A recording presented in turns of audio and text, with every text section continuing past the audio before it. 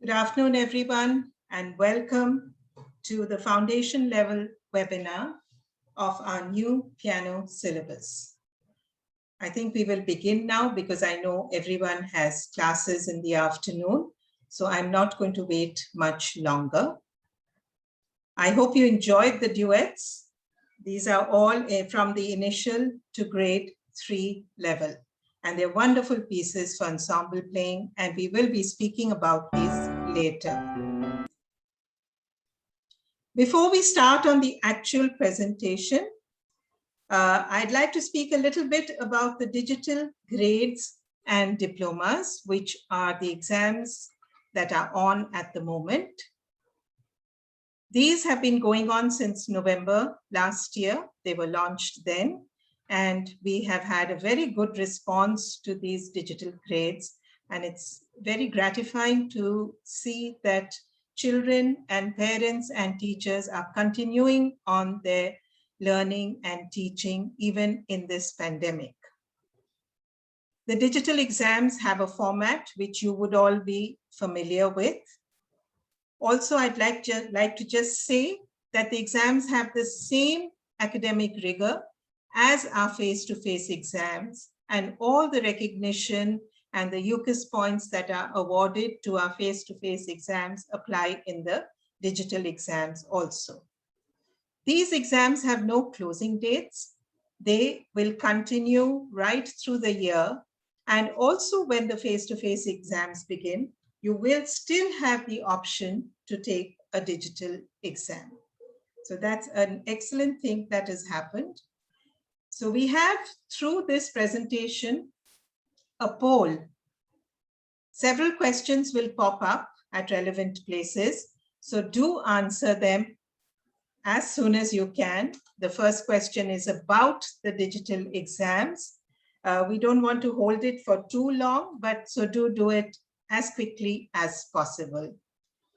These will keep coming through the presentation because it helps us gather data and gives us your opinion on what you think about certain things and about our exams.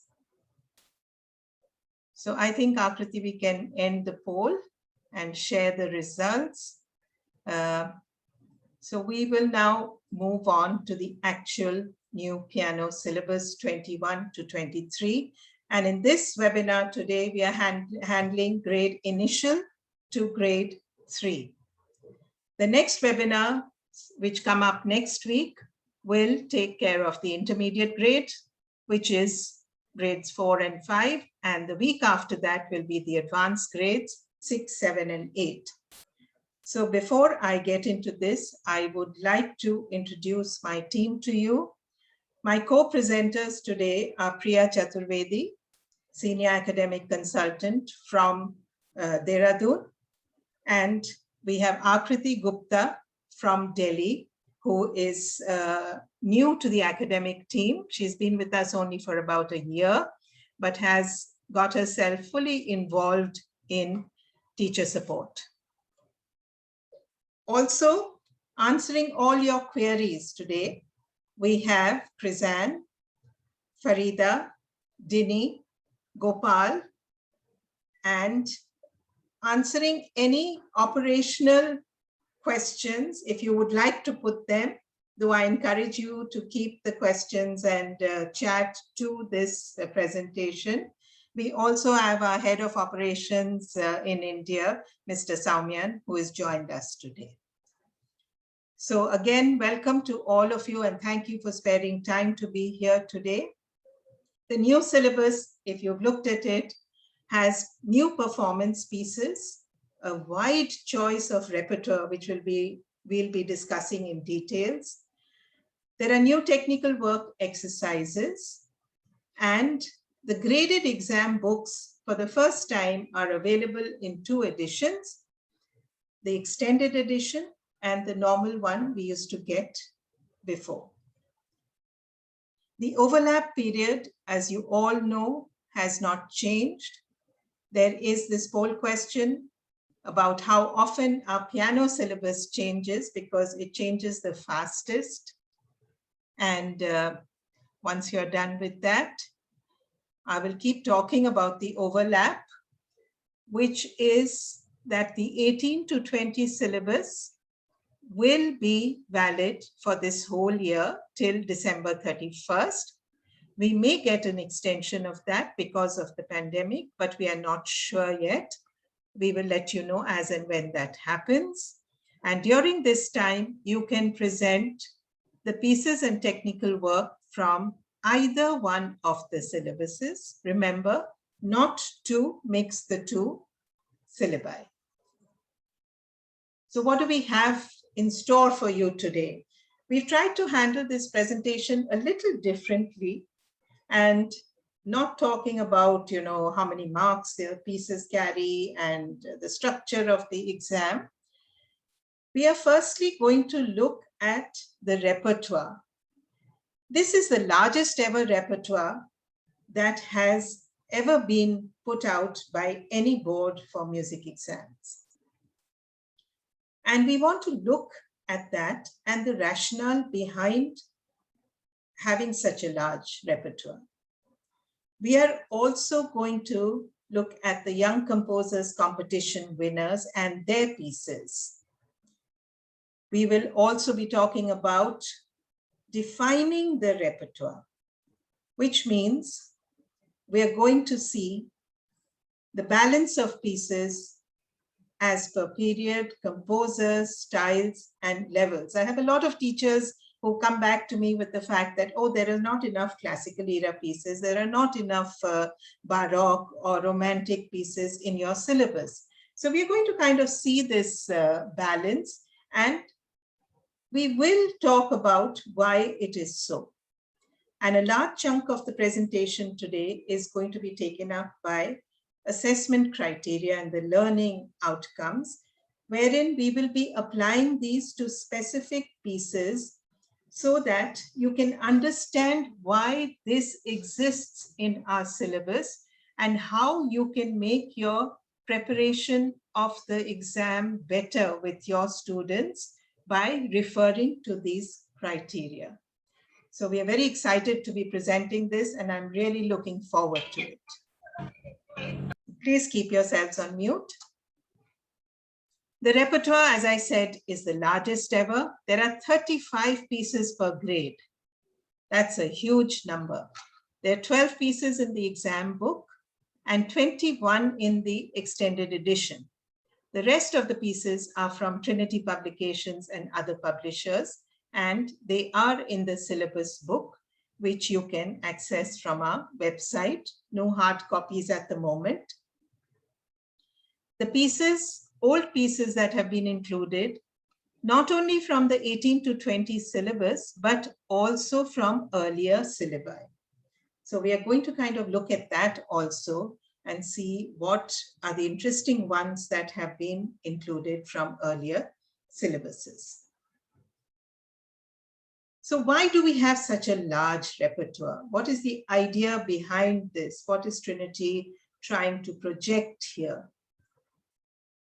We all know that when we learn music, we want an outcome.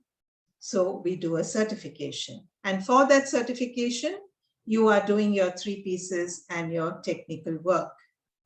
By offering you such a large repertoire to work with, you can prepare and learn and benefit from all these pieces, because you get an opportunity to explore and access this repertoire of piano literature. All the pieces have been chosen in such a way that they develop technique and musicality, because there is a huge variety of style, structure, and compositional devices. And these help widen knowledge and understanding of music and the piano. So it's important when we are learning an instrument that we must have an all-round development of music also, which these pieces and the large choice encourages. We are also exposed to music from world cultures, and this helps critical appreciation of music. The syllabus pieces showcase tonal, harmonic, and melodic versatility of the piano. And the vast choice enables projection of skills and strengths, including learning these skills in a performance scenario as well as in an exam setting. There are character pieces, program music, and dance form. And the piano is a great medium for expressiveness and interpretation through these pieces. The choice of pieces from earlier syllabi provides a continuity with the familiar. In a nutshell, there is something for everyone. You can play to your strengths, you can choose to your strengths. We all should be aware that piano literature is rooted in a tradition that is a living one. The past influences the present, and the present definitely includes the changes in our world, which are mirrored through music. So another poll question coming up about the repertoire.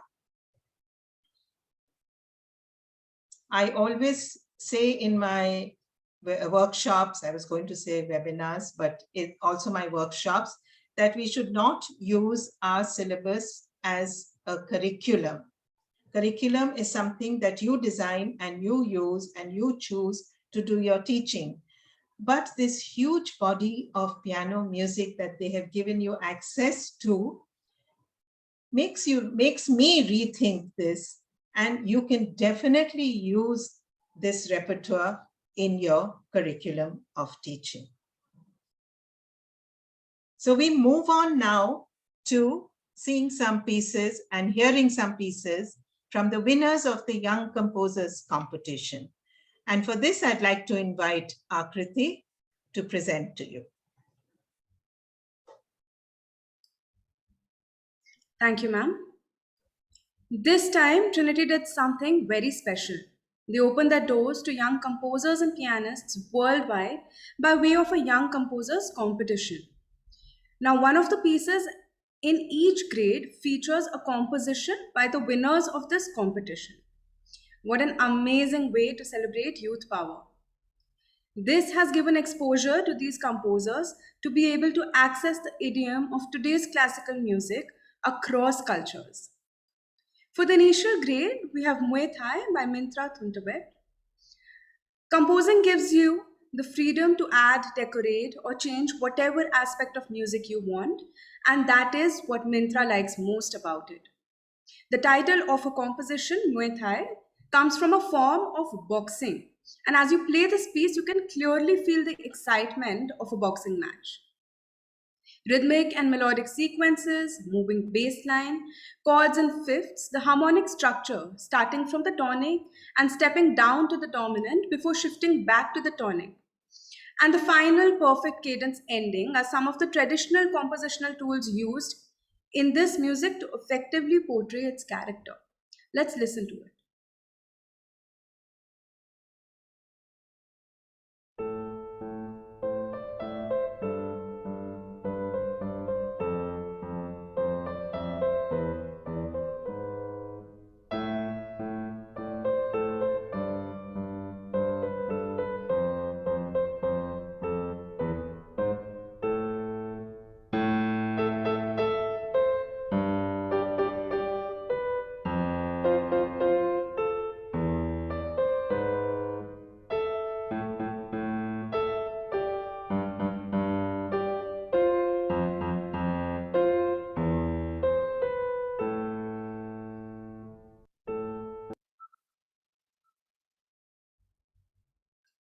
Our next piece, The Viking Village.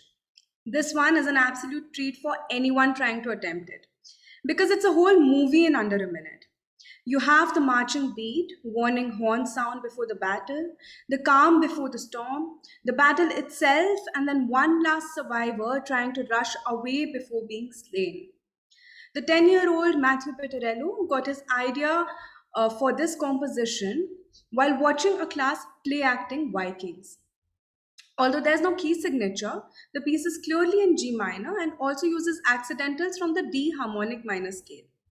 To give it a battle-like feel, the Viking Village features contrary melodic movements, scalic movements, syncopation, lots of dynamic contrasts. This piece also has a surprise ending, the magic created by the last bar of the music. Watch out for it as we listen to it play.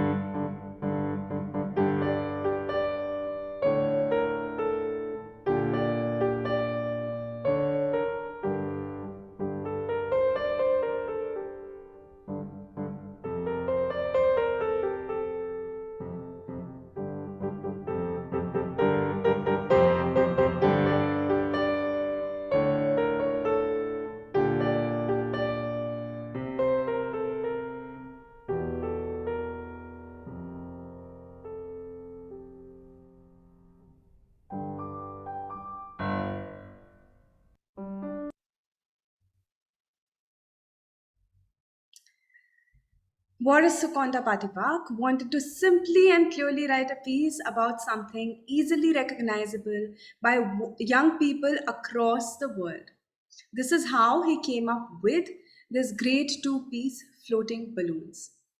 His composition has rising scales, sensitively shaded dynamics, filled with crescendos and diminuendos. The music changes registers as the balloon moves higher and higher up in the sky. The music also has several melodic and repeated patterns with some contrasting articulation. This suggests that while our object, the balloons, remains the same, its movement, kind of like the wind playing with it, is a little unexpected. The varied dynamics that get softer and softer towards the end give it an almost ethereal feel. Let's take a listen.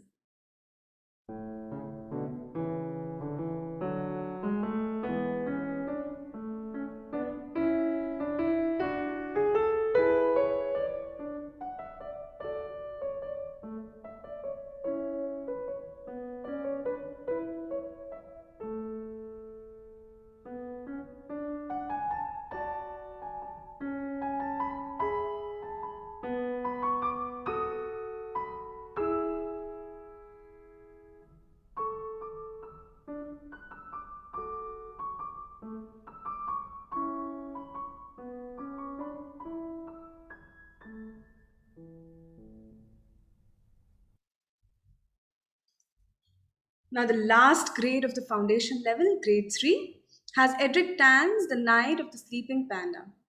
Like all of the pieces we've discussed before, this too tells a story.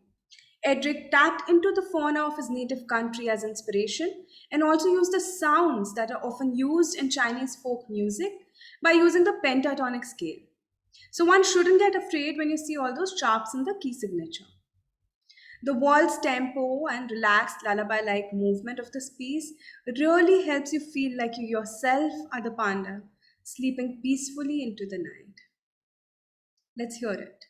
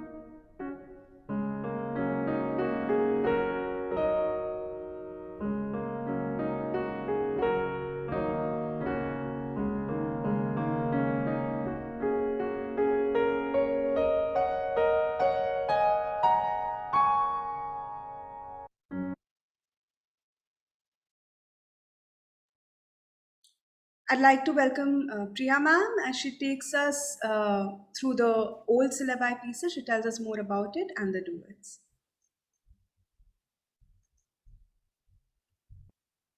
Yeah, thank you, Akriti.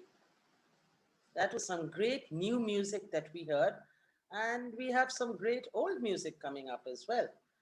And these are the pieces from the old syllabi which have been chosen very carefully and put into the current syllabus. Why has that been done?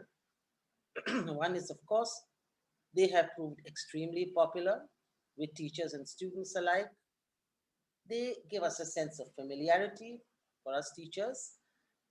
And these are really beautiful and valuable pieces. They have enduring musical value, and therefore they really deserve a place in any piano syllabus.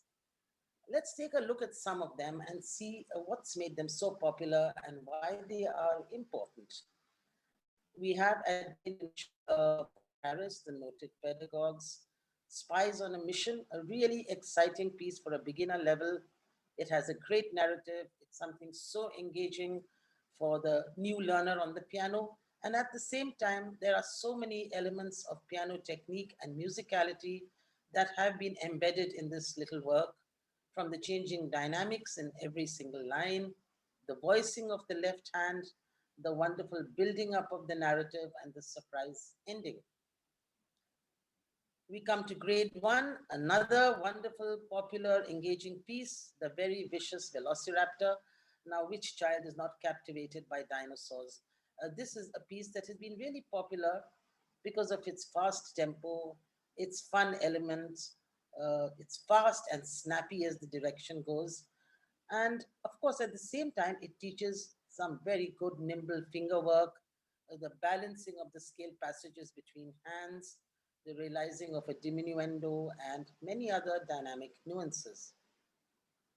A personal favorite of mine is Freudisch Felicitas at grade 2 level by Michael Brock, as the jokey title suggests. It's about feeling good, feeling happy, and it has a very valuable lesson here, I think, at this level of grade 2, in that it promotes a familiarity with the keyboard through touch rather than relying only on the visual connect. This is because you can see that it actually explores the entire geography of the keyboard. Hands are playing 2 octaves apart, and the last note is actually 4 octaves apart. Hound Dog, rock and roll piano is always something that's fun to do. It's very attractive. And at grade 3, we have the iconic Elvis Presley hit. It's a 12-bar blues song, Hound Dog. It teaches how to maintain a very strong and a steady pulse, which is underpinning the melody, which is, of course, jazzy, very relaxed, and with a syncopated style. So these are some of the pieces from the old syllabi that you will find old favorites coming back. And moving on to duets, I think I hardly need to emphasize that all of you would be aware that duets really are so invaluable in learning certain musical skills of coordination, of synchronizing, of realizing and understanding music. Ensemble playing is a truly valuable experience. They also project the rich harmonic and melodic potential of the piano. I would say that it's really literally a hands-on experience of the wonderful orchestral sound that the piano is capable of producing. Let's look at the duets that we have in this grade. And you did hear some of it right as a preamble to this presentation. We have this charming little piece called Please Stay Chihuahua, all about the toy dog of Mexico. In Mexico, it even has lyrics to keep the learner engaged. The articulation is very a key feature. And since it only takes up 5 notes, C to G, there is plenty of scope for interpretation, for musical awareness, for understanding little details like the upbeat or anacrusis, and so forth. The very charming last waltz. Here you have melody and accompaniments are shared over the 4 hands. This teaches balance, coordination, and the dance-like feel is a really distinctive one. It is, of course, a waltz. It is in a minor key, which also allows for expressiveness in piano playing. So the dynamics can be used to bring out this feeling of regret, the feeling of something that is ending, and staying in sync for the 4 hands when the music slows down is an important skill that can be learned here. Island in the Sun. like a very, very lazy, laid back, calypso kind of feel. It's a descriptive piece, as the title suggests. And here, the dialogue is between the hands. It has a lyrical, flowing quality. The higher register here is used really, really effectively. And the suspended notes emphasize the sense of knowing when a resolution is reached, a feeling of relaxation and contentment. Coming to grade 3, so wonderful, challenging, but very exciting and rewarding duet to learn, Rondino in the late classical style. This is a cheerful piece with a very dance-like feel again. So, of course, keeping in time with your partner is important. There are sudden changes of dynamics, some very agile finger work required, and of course, it has a nice kind of impertinent, cheeky little character, which make it a truly, truly fun piece to play. Of course, I would like to say in ending that, all duets teach a very valuable lesson. They teach the player how to listen to the overall sound of the music. Now, before I hand over to Anjali to take you through the Trinity exam book publications, we have 2 poll questions coming up for you.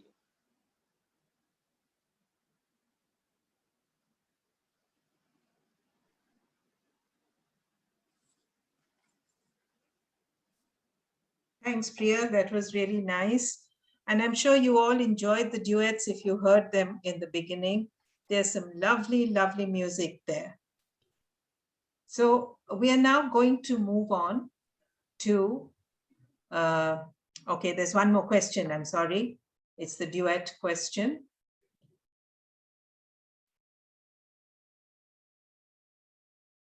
So that's while you are answering that question, I'm going to talk about the Trinity Publications and the books, the exam books that are available. As I said earlier, that there are 2 editions available now. The first one is an extended edition, and it consists of 12 pieces, a 9-piece ebook, which contains the 2018 syllabus, scales and exercises all written out, performance notes for all the pieces, and the audio downloads. A digital book of the extended edition is also available from our ebook store. We have a brand new ebook store, which is specially for this time, but of course it's going to continue because it's really convenient to purchase books and download the ebooks and use them for the exam. You could use the printouts for the examination. The ebook contains 21 pieces with audio recordings, exercises, and scales and arpeggios. And these can be accessed from our website. The other edition is the one that we normally used to get. It has the 12 pieces, the exercises, and the performance notes. So an addition is the performance notes. The teaching notes are no longer in a separate book. They are included in this book, and the digital version of this book is also available.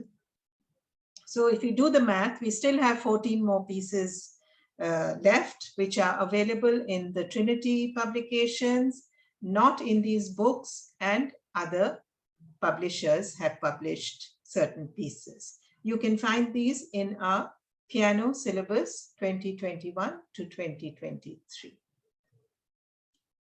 This is the link to the store for the digital publications and for the hard copies also. So the ebooks available for piano are the exam pieces, extended and otherwise, some support material, the oral tests, and also an anthology for the piano diploma repertoire of a compilation of chosen pieces. Not all the pieces are there, but you have something to go on here. You're not collecting them from all over the place.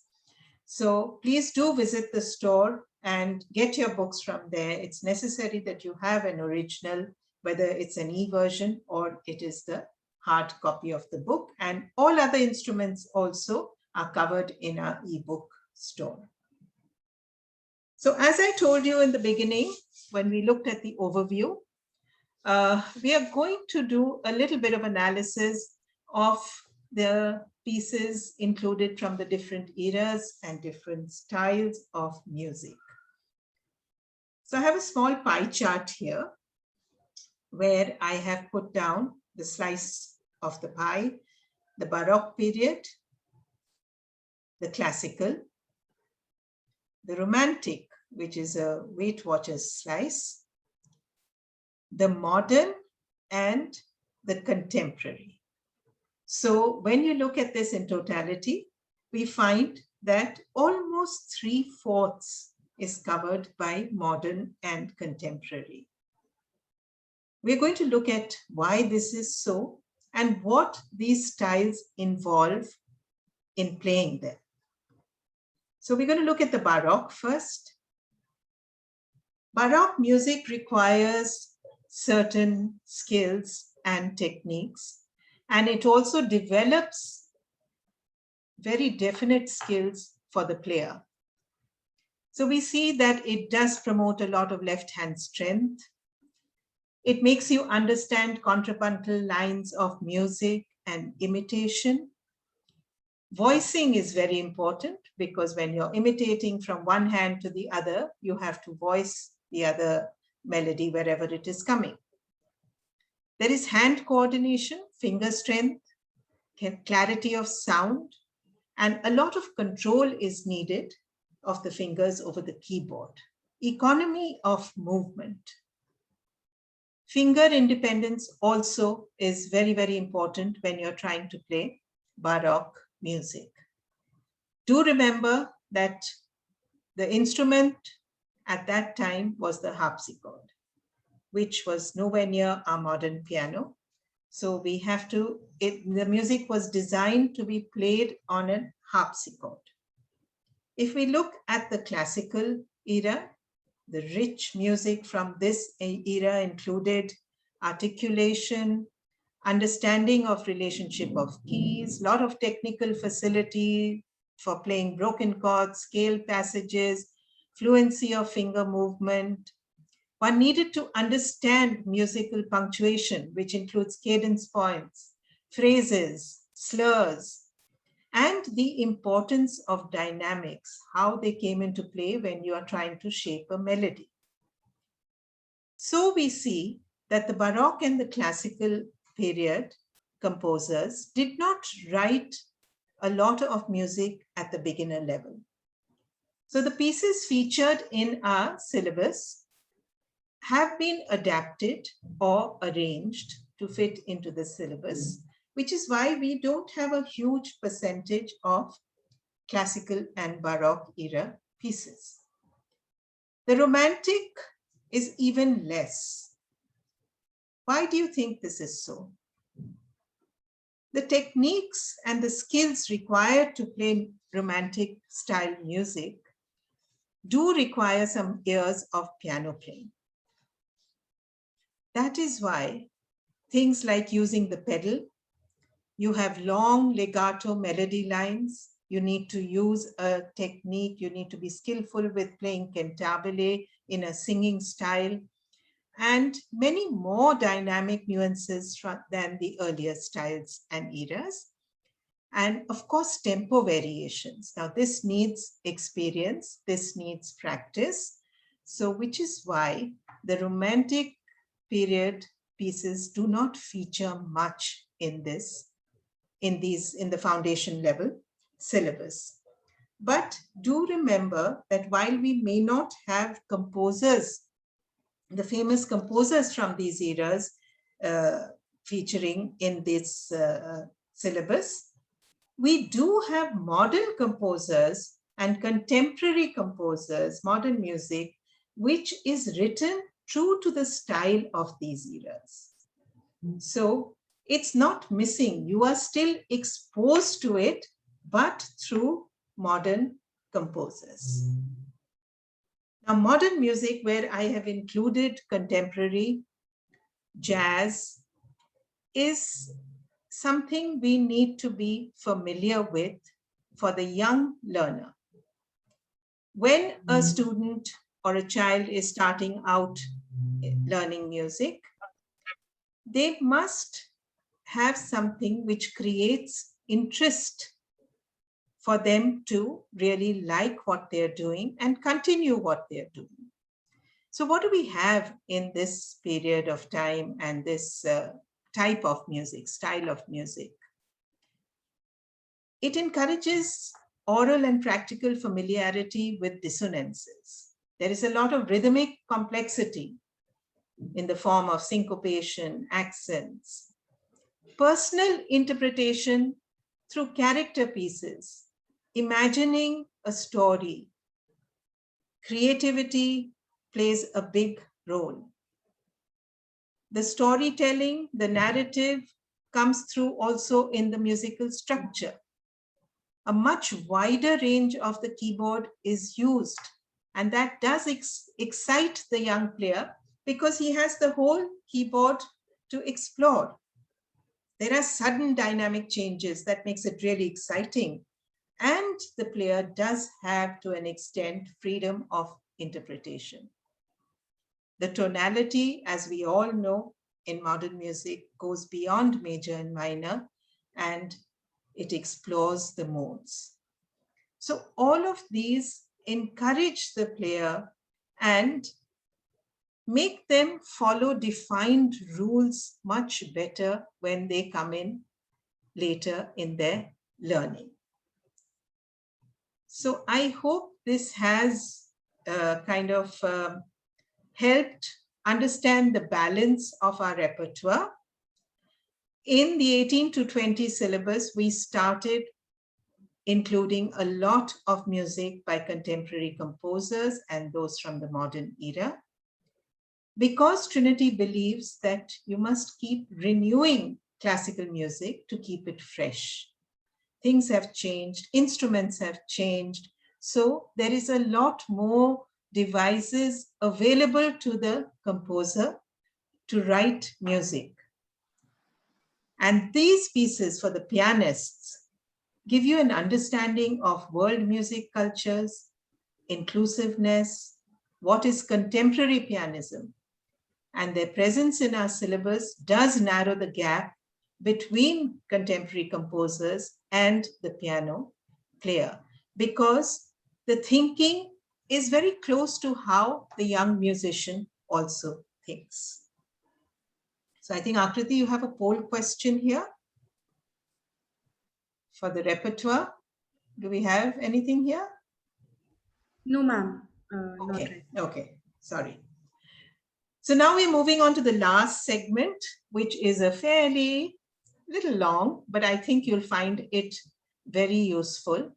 We're going to look at the learning outcomes and assessment criteria, which is there in the syllabus. Please do spend a little time and read this. We're going to try to make you understand how we can apply this to your pieces, to your technical work, as well as to the supporting tests or the overall performance. So I'm going to hand over to Priya to take you through this section. Thanks, Anjali. So we're looking here at learning outcomes and assessment criteria. And I think it's not only important to know for us teachers what the student should learn and what examiners assess, but to use these as a very, very valuable teaching tool as well. Now, the three segments that you see here on the screen before you, 1, 2, and 3, they have been mapped to the three sections of our examination. The first one pertains to the repertoire that the student will play, the second to the technical work and scales, etc., and the third to the supporting tests, and in the current digital format, to the overall performance segment. So let's first look at the first section, which is about the repertoire, and we're going to apply these criteria to specific pieces to enable you to understand it fully. So the first piece that we're going to be looking at is from the initial grade, and that's Old German Dance. So what is expected? Application of skills, knowledge, and understanding. These three elements have to be applied to show some musical awareness and some degree of interpretation at this foundation level. That is what is going to be assessed, and we have called this section Me and the Music, which I think you will agree is quite a relevant way to entitle it and an easy way to remember it. So how are these skills and knowledge and understanding going to be applied in this case? Well, one is to understand what the style is about. What is a Baroque dance? What is a Renaissance dance, which is what the old German dance is from that period? Knowing something about the composer, listening to pieces by him and other composers of the period to really be able to bring that understanding and bring that knowledge into practical application. And of course, the skills that I needed to play this also need to be evident. So let's listen to this piece to see what it's all about.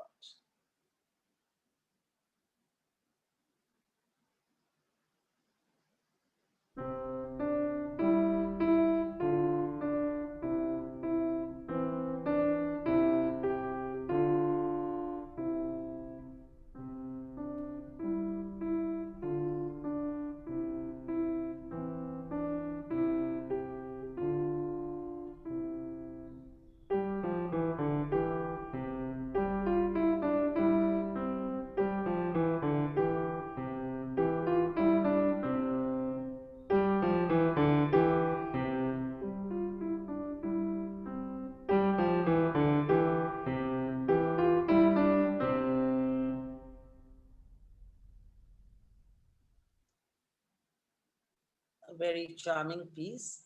And of course, when we're looking at the next section, which is Me and the Instrument, is a lot about piano technique. You may have noticed that though the score did not have a staccato marking, the notes were played in a detached manner because that is stylistically correct. However, for the very young learner, it may not be possible.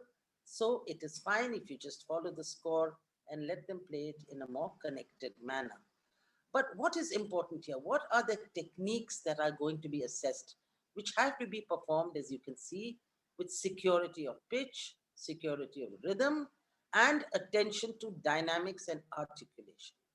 Now, those elements applied to this piece would mean, first of all, understanding the importance of rhythm in the dance. There is a very steady drum beat underpinning this little piece. Let's listen to it.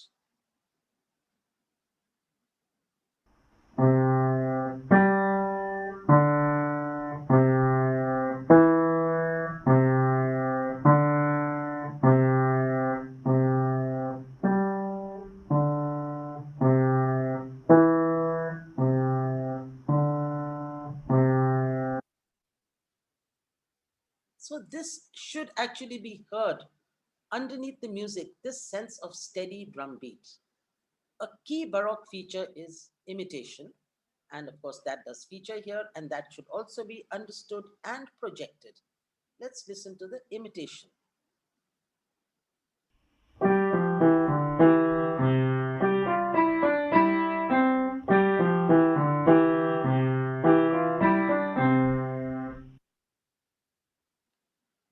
And finally, another key element of Baroque music is what we call terraced dynamics, where, the extremes of forte and piano juxtaposed.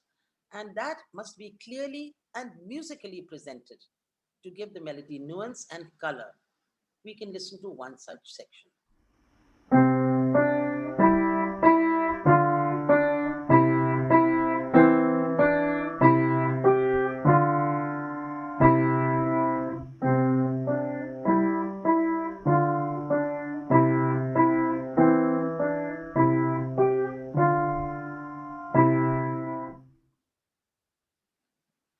And additionally, finger control, which means there must be evenness of articulation. There are quite a few scale passages in this work which need to be observed carefully. A secure understanding of how the changing note values from crotchets to quavers should not affect the pulse of the music. That should remain steady. The tempo should not change.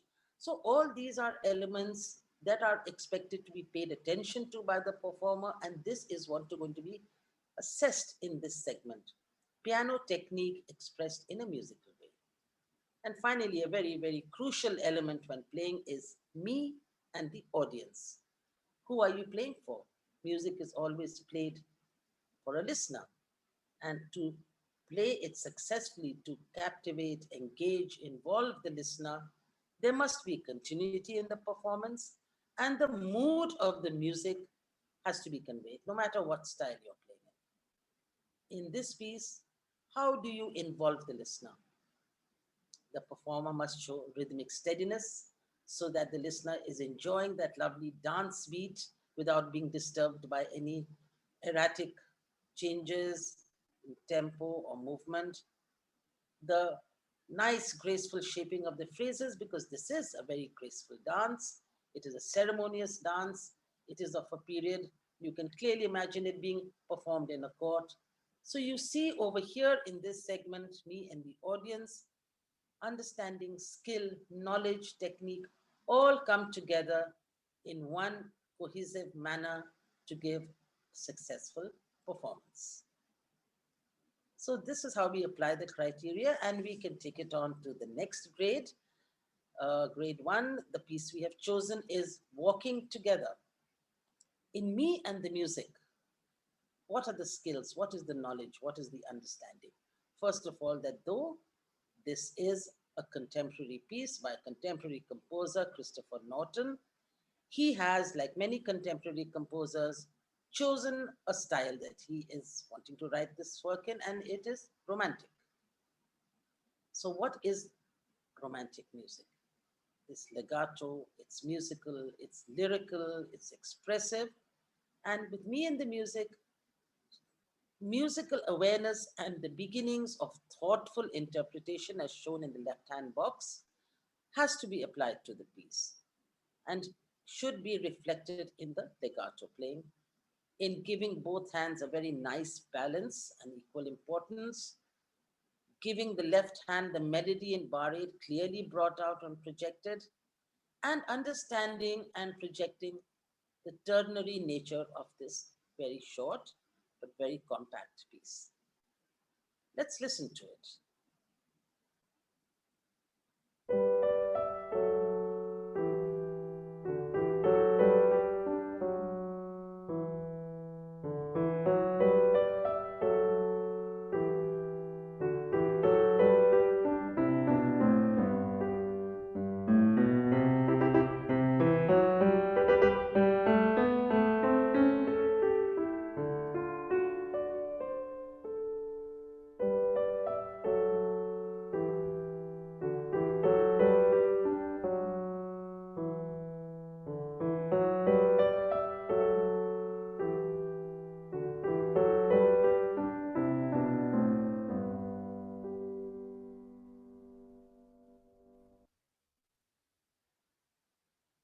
A charming piece, really worth learning.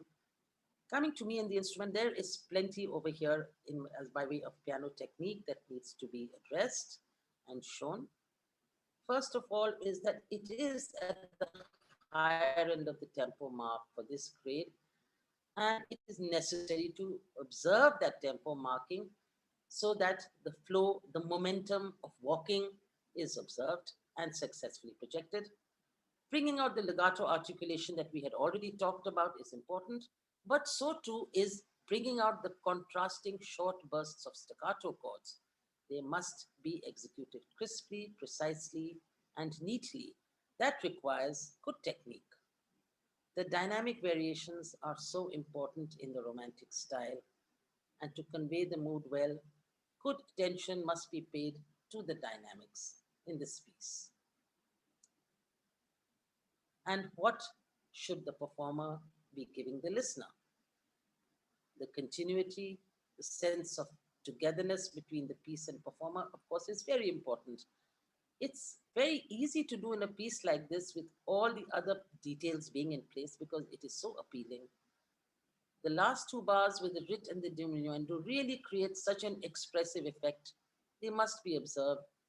Observing the full value of the tied notes to let the music linger on before ending. All these are little nuances that can be brought in here And of course, listening to other music by Christopher Norton or other romantic pieces will help the understanding, which again then will help to establish that very essential connect with the audience.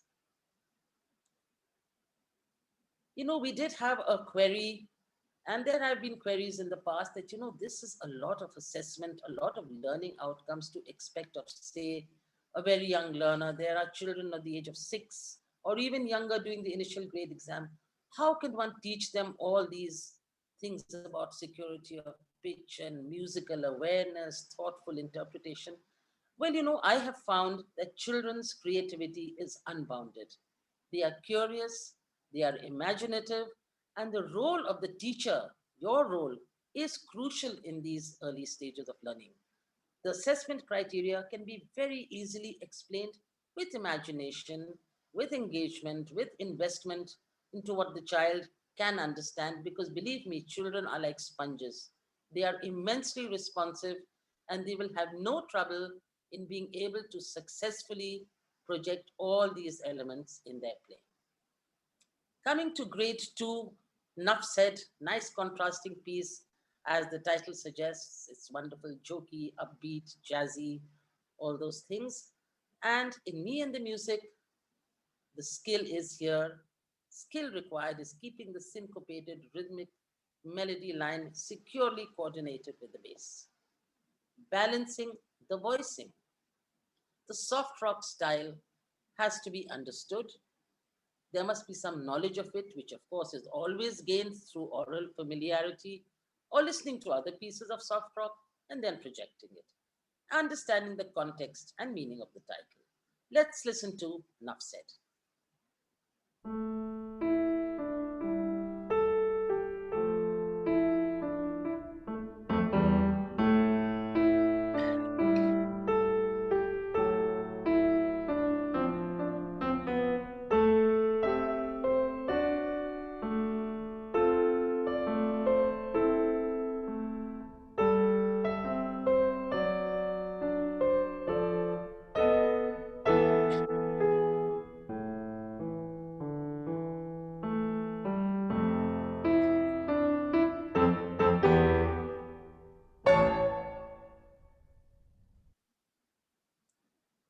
You can imagine how much fun a performer would have with this piece.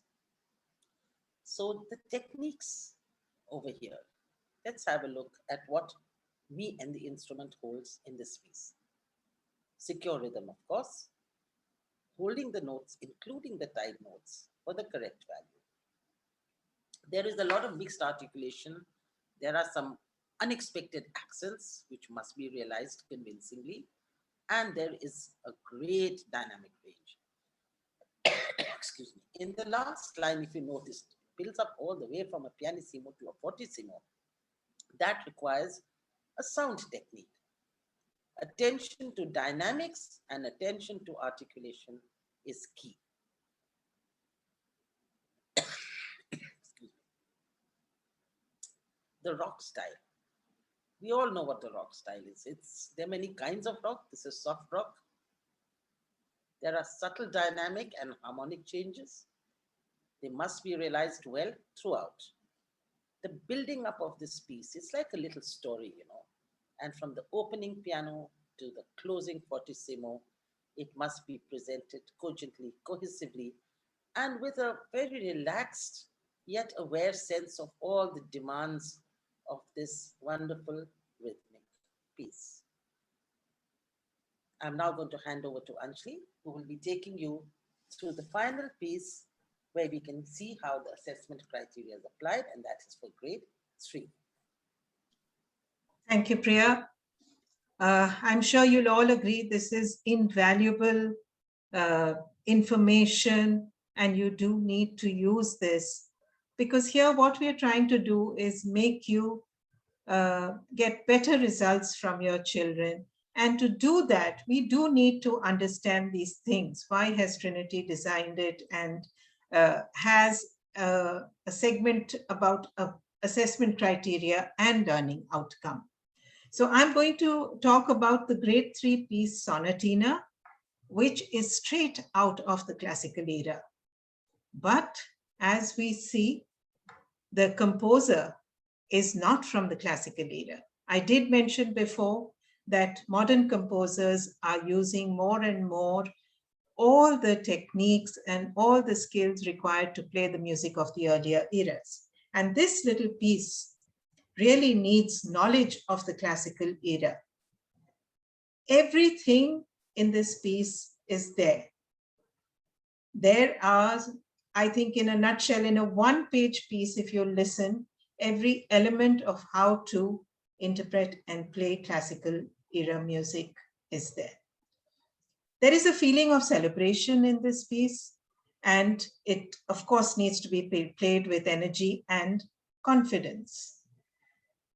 Also, the name of the piece, it's a sonatina, so which means a small sonata.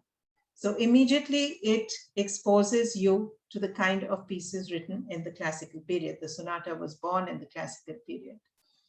So let's listen to it and you'll see what I was talking about.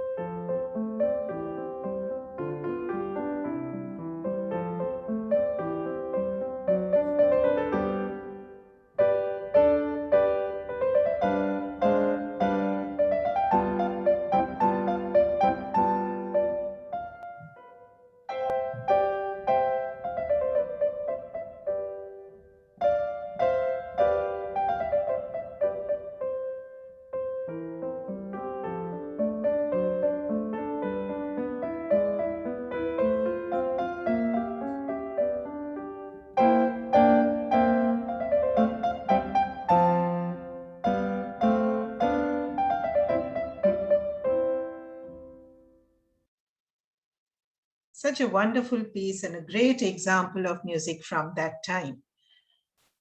In Me and the Instrument, we are talking about how familiar the student is or the candidate is with the instrument they are playing and how they are able to use it to the best of their ability. So the importance of the variety of techniques used in this music must be clearly understood. There is everything here, right from articulation, we have staccatos, legatos, accents, scale passages, Alberti bass, you name it, and it is there in this piece. The Alberti bass needs to be handled with precision because it's important to stay in time to control this. The mixed articulation changes the whole character of the piece. If you try and play it without the articulation, it would sound like a totally different piece. The dynamics are changing constantly. The pedal could be used. Now, this is grade 3. The teacher and the student can decide if they would like to put in a little pedaling in bars 5 to 7 and 17 to 20. You may not also use it. It depends on whether the student is old enough to use the technique of pedaling. Chords and single notes provide the textural contrasts, which is so evident from music, in music from this time. So all in all, a wonderful piece which helps you understand exactly what classical era composers were trying to convey. And how do we connect this to the audience? As I said, it's a sonatina, and it gives you a glimpse of what to expect in a sonata. The classical style requires balance, and the player must make sure that this balance is communicated to the listener. And that comes through careful observation of cadence points and the phrases and the slurs, which give it the needed polish and elegance. So I think I have found it very useful working on this part of the presentation. All of us have. And I hope that you are going to gain from this and your students will do better. Remember that the outcomes-based approach to teaching is now used a lot more. And why is that? Because it creates transparency for both the student and the crediting body. The learning outcomes basically are about knowledge acquisition, mastery of skills, and development of attitude or ability. The assessments are designed to test all this in such a way that the students work towards achieving the stated outcomes. So it's very interesting to analyze pieces in this fashion. If you could quickly answer this poll question as to whether applying the assessment criteria will help your teaching.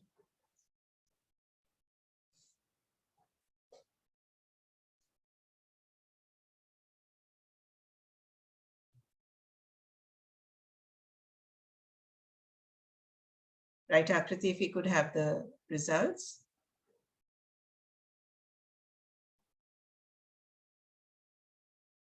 That's great. Great. I'm so glad that a lot of you are teaching in this way. And I hope what we've done today is going to help you to further continue teaching like this. So we move on to applying this to technical work and the last part, which is the supporting tests and overall performance. Akriti, could I request you to please present the technical work learning outcomes? Technical work is about control, coordination, and being able to play accurately. The learning outcome that a student achieves after preparing this is that by responding to the set technical demands, they are able to demonstrate their technical ability on the instrument. While they showcase these set tasks in the examination, they are assessed on how familiar they are with the fundamentals of music command and whether they are able to show technical control and facility within the set tasks. So the thing to remember here is that this assesses the student's performance in a range of technical work requirement. Let's particularly look at what the teacher needs to impress upon the students while preparing the exercises, scales, and arpeggios. Scales and arpeggios are not just about getting the right notes. They test for agility, harmonic and melodic skills, focus and precision, rhythmic shaping, articulation and dynamic control, and steadiness of tempo. Candidates perform these as well as the exercises to develop musical ability and technical skills. I'd like to stress on the word perform. That is what is most important. One must perform all of their technical work. Exercises are little pieces of music, so they're easier to relate to, but performance and musicality shouldn't be lost even while presenting the scales and arpeggios. The exercises are short pieces that are especially composed to develop three key areas of technique and performance: tone, balance, and voicing, coordination, and wrist and finger strength and flexibility. I cannot stress enough that all technical work underpins musical understanding and control. As teachers, we must then relate to the requirement and assessment criteria of technical work within the pieces as well. For example, if a piece has high demanding finger work, prepare the third exercise before you teach that piece, and then make the students understand how their learnings from that exercise translate into the pieces that a piece that has similar technical demands.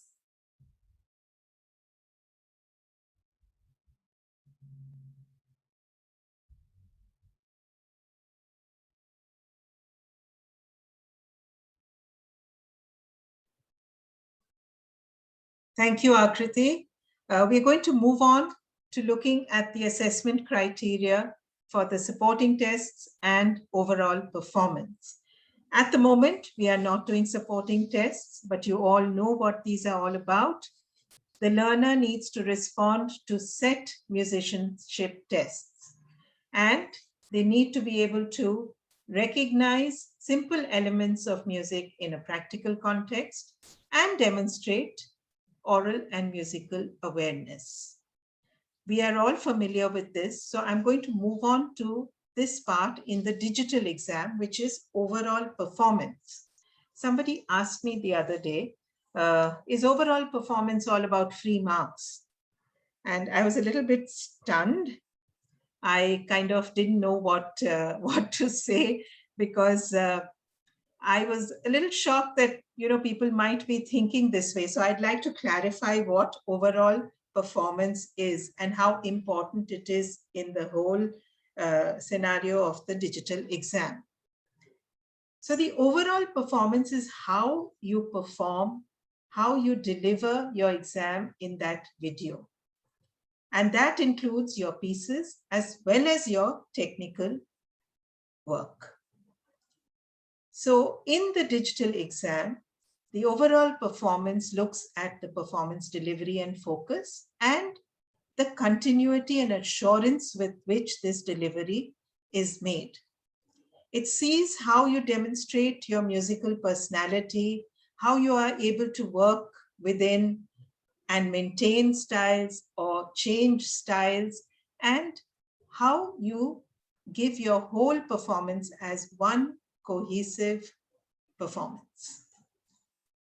So if we look at this assessment criteria, it is in this digital graded exams book, which you can download from our website, the classical and jazz syllabus, and it has all the criteria here. This is what the examiners look at when they mark your overall performance. There are 10 marks for performance delivery and focus and 10 for musical awareness. And how you can get a distinction or a merit or a pass is all written here. There's just very minor differences, but the differences are there when the examiners mark the exam. So let's see what we need to look at when this is done. So while this is a substitute for supporting tests, they still have the same purpose, the overall performance, because it assesses your broader musical skills. So do remember that and don't ignore it. You need to practice it. You need to practice it, how you are recording the whole exam, and the things to concentrate on for the first segment, which is performance delivery and focus. For the piano, this is a correct posture, how you're sitting, how far from the piano, your feet are in the correct position or not. How are your page turns handled? This should be practiced also. Going from one piece to the other, you can put a clip and not be rustling through pages and just flick to the next piece without any delay. Don't stop even if an error is made. Keep the flow going. Your beginning and end of the piece is very important because the confidence you show there is going to affect your whole performance. And being aware and realizing all the performance directions is also a very important part of this first segment of overall performance. When we come to musical awareness, it's about interpretation, it's about understanding styles, how you are able to play a variety of styles true to their form, and a clear knowledge of the composer's intentions. Also, how you're using your instrument to the utmost by bringing out tone color, dynamic range, registral range, pedals, using all these features to bring out the character of the music. So if you project the music through bringing together all these elements in a unified performance, that is what shows that you have done some very thoughtful practice. So we are now at the end of our presentation. There's just these two questions that I'd like you to take very quickly. And after which I will just touch upon support and resources that are available. We have a range of resources and support on our website. And I would really encourage you to go there and see these. They include videos of pieces, technical work. There are blogs by examiners. There's guidance for own composition, supporting tests, and there are Spotify playlists. Now, there was a question coming up, which the team messaged to me, that why can't we get free audio downloads, of the pieces?